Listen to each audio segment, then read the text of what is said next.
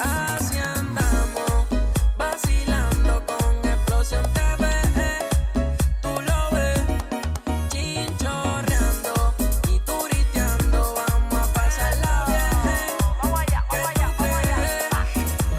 A ti te gusta Xplosion porque captura tu atención. El programa sabatino de la televisión Xplosion TV. No me niegues que lo ves. Si estás escuchando el jingle y ya moviste los pies. Comenzó el verano y empezó lo bueno. Ya se fue lo malo, ahora es que empieza el juego. La playa y la arena, la fogata y los marshmallows combinan con Xplosion y un vaso de caramelo. En tu casa tranquilo, tiro para atrás. Es sábado en la mañana y hoy no tengo que hacer nada. Por eso me siento a verlo y le di prioridad a Xplosion TV. Un programa de calidad. Andamos vacilando con Xplosion TV.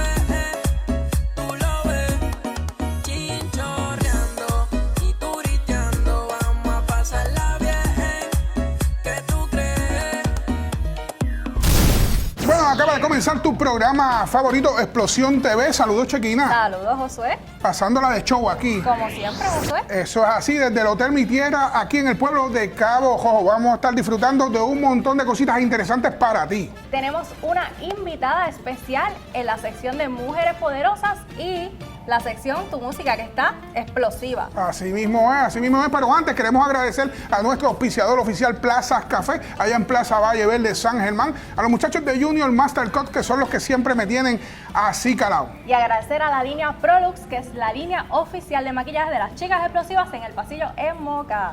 Así que, Chequina, vamos a comenzar esto, vamos a pasarla de show, vamos a estar disfrutando un montón. Así que acaba de comenzar tu programa favorito, Xplosion TV.